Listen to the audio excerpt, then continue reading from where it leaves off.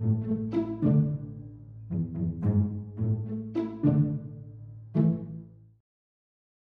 filming of Alien 3 is confusion, directionless, and doing what they could with a sinking ship.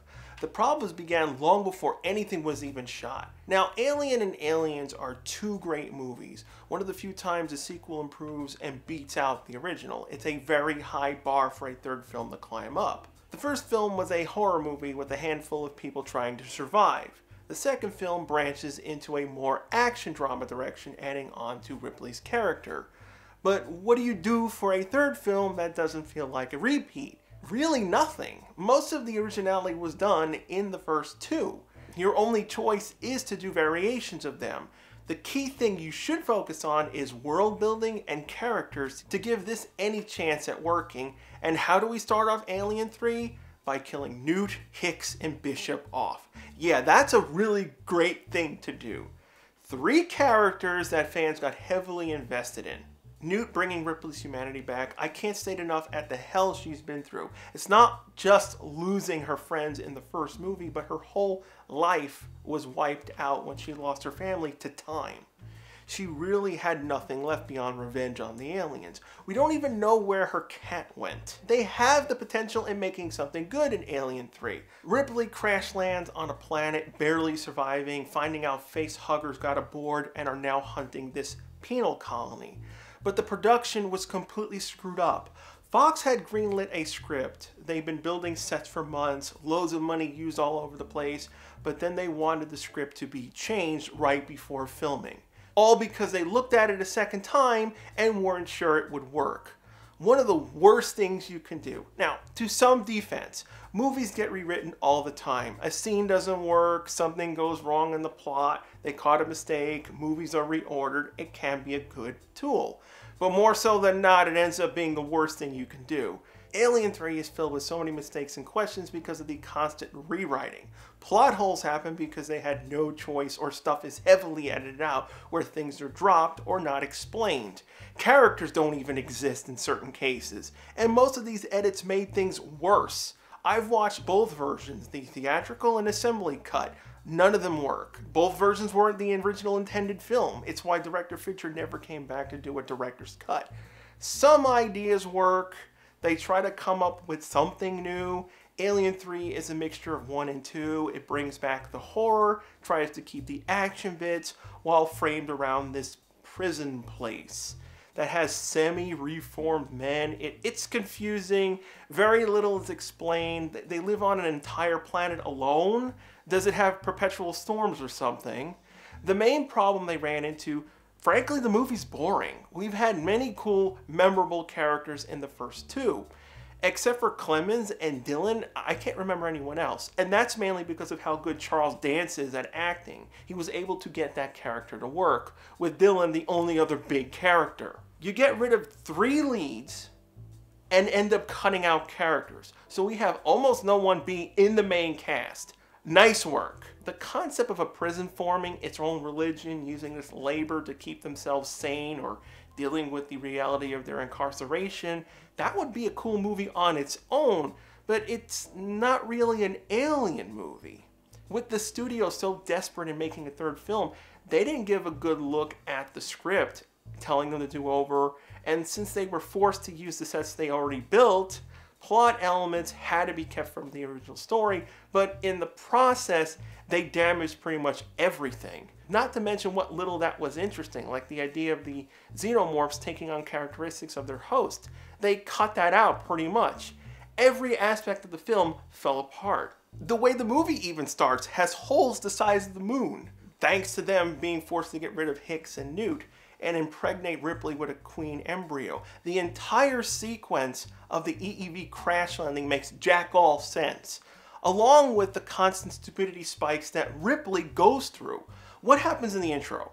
Ripley and the others are in their sleep where they left off in the second movie. A few facehuggers were on board. They broke into Ripley's tube, impregnating her with the queen embryo. Another facehugger attempted to break into the others.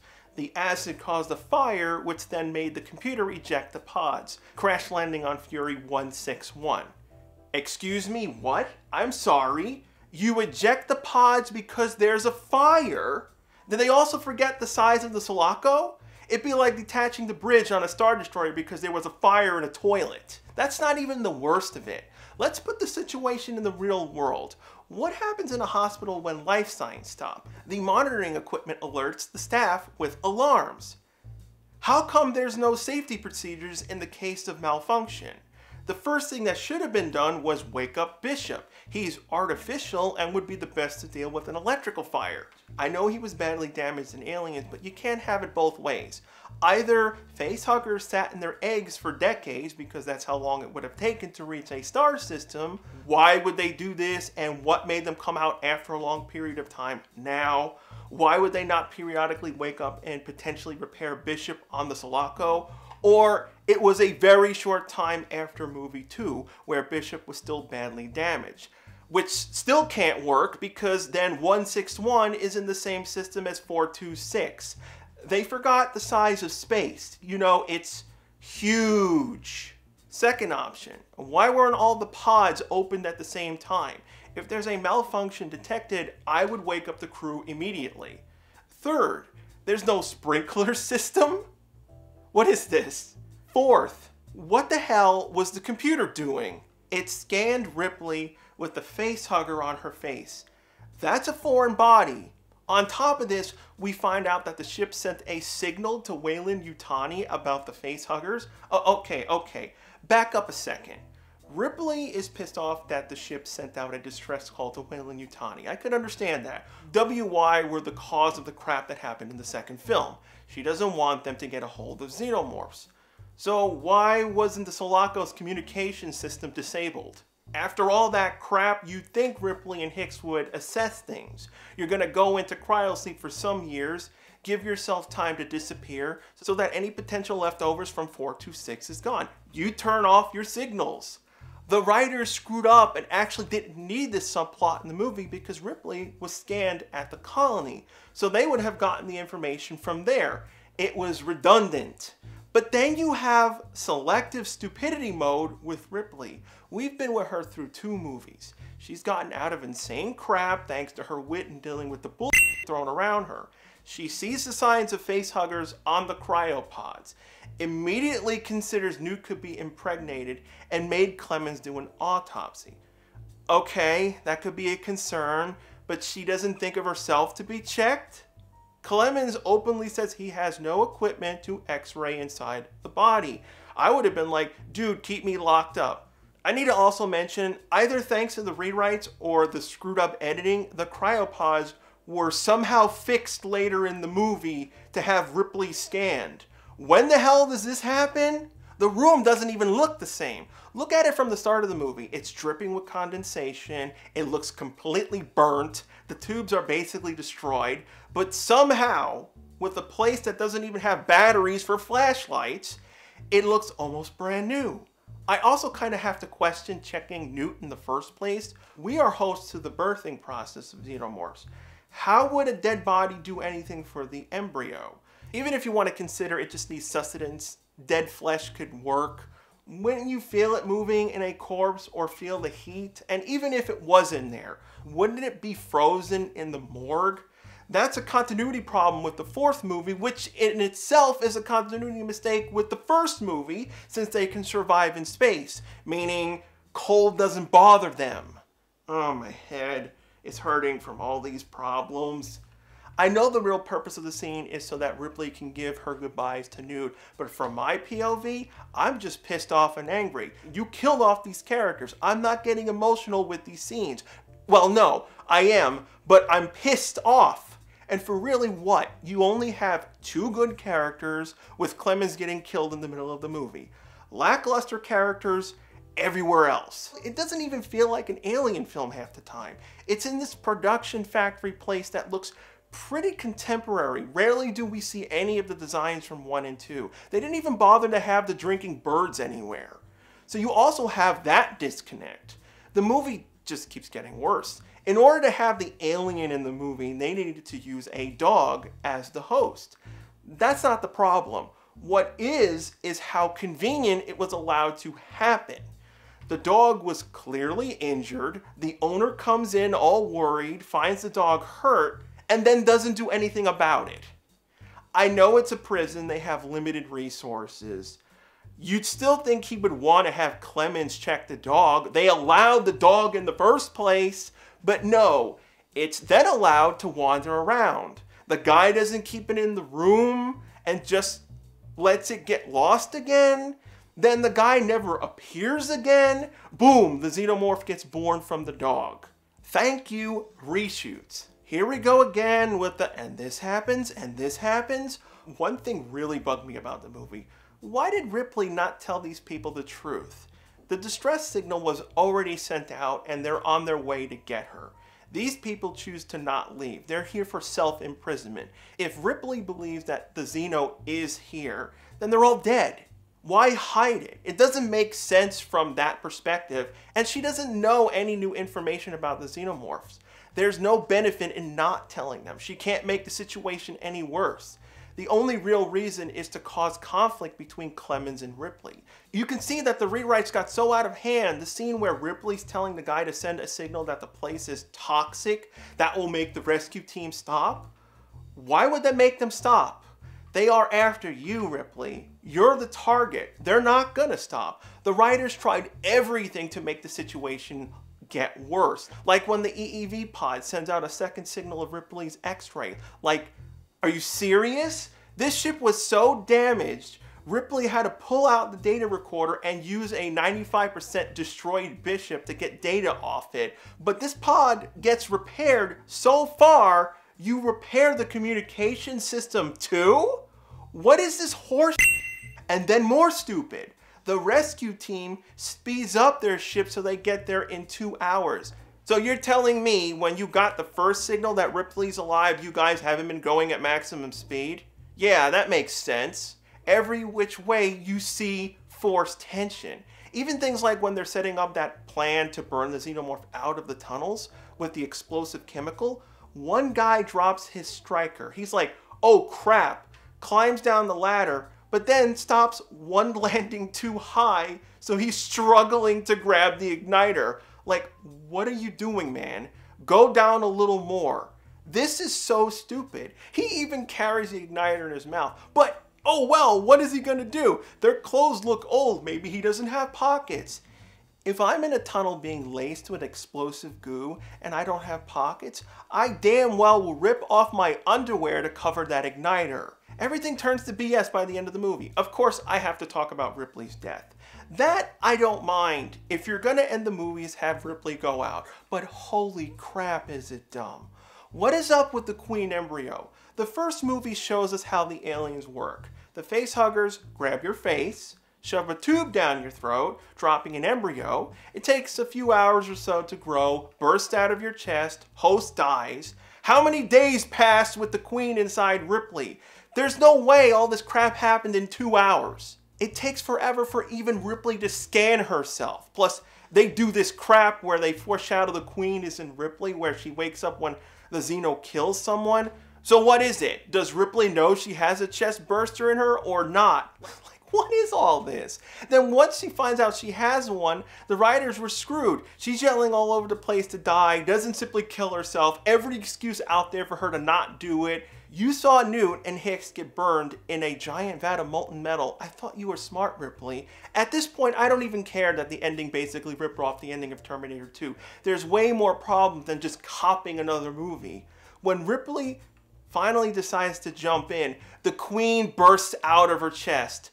Billion questions here. So the queen is able to listen in on conversations, so she's intelligent enough to equal a human, but at no point at all the times before chest bursts out of Ripley. They completely threw the logic out the window just because that looked cool. No one gave a crap at the damage it would do to the alien universe. You know what sucks?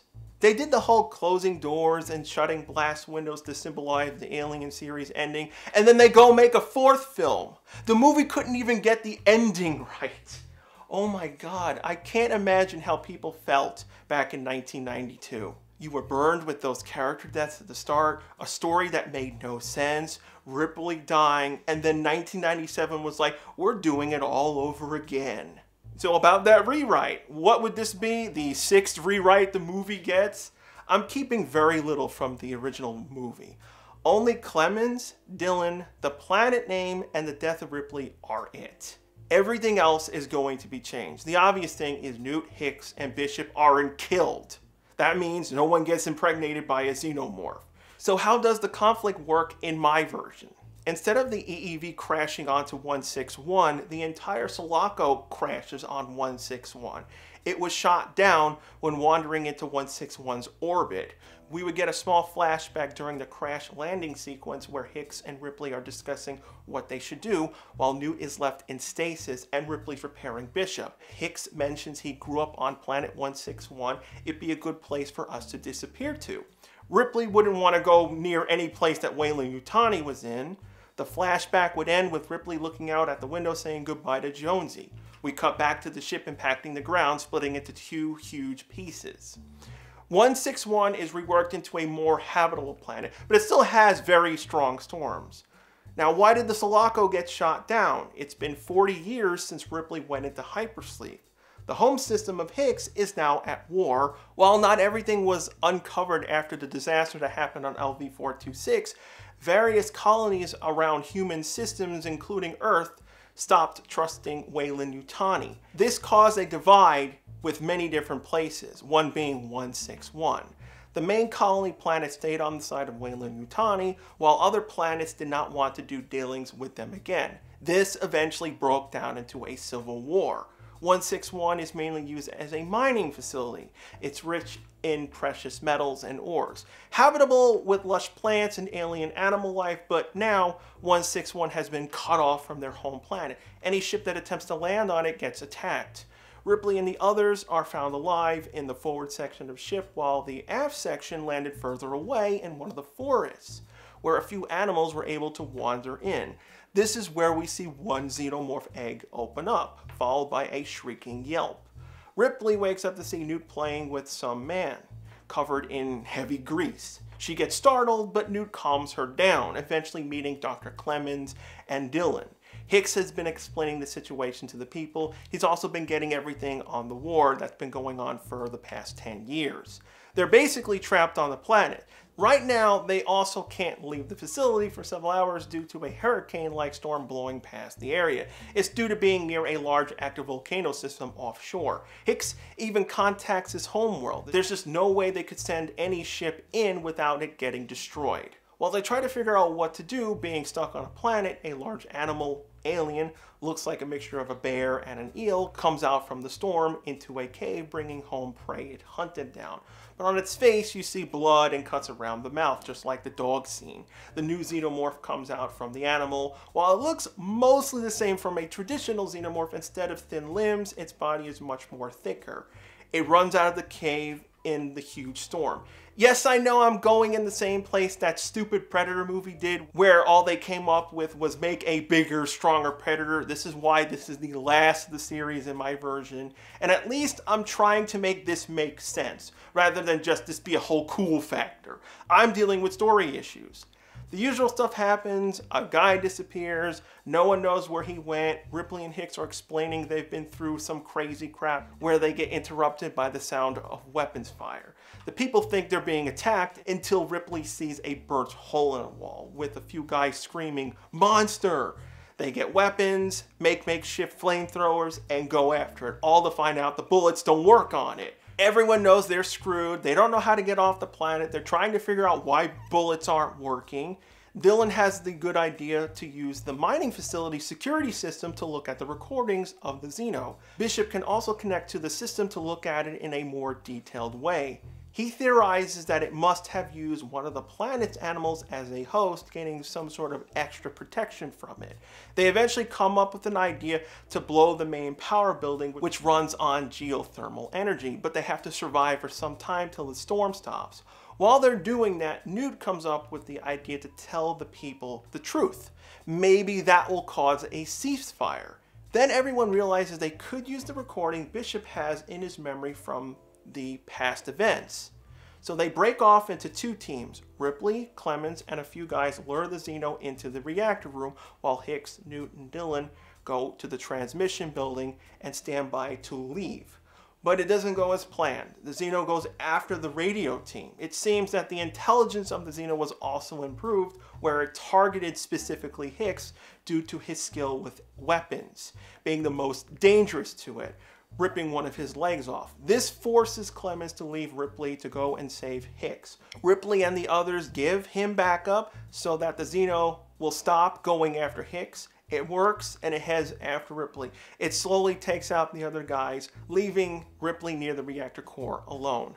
Dylan establishes connection to Hicks's home planet, where they transmit the video proof of the aliens.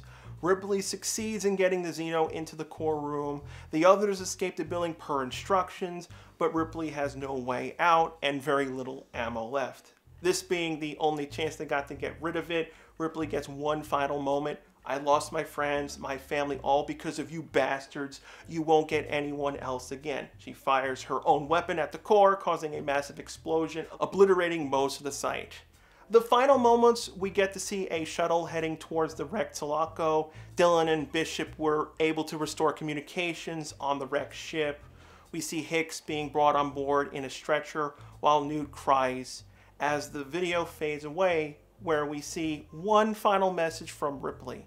Hicks and Ripley recorded something for the transmission, being a part of the mission that took place on 426. Seeing them visually and hearing their names is unrefutable proof of the video, exposing what Weyland-Yutani were attempting to do with the aliens, and hoping that no one has to go through the hell she's been through. There was virtually nothing good from Alien 3. Usually I try to find something good from each movie or TV show, but the movie should have been scrapped. Aliens had left us with a decent ending. We didn't need to tread the water again. But as always, we gotta keep franchises going. So I have to keep going and review Alien Resurrection next.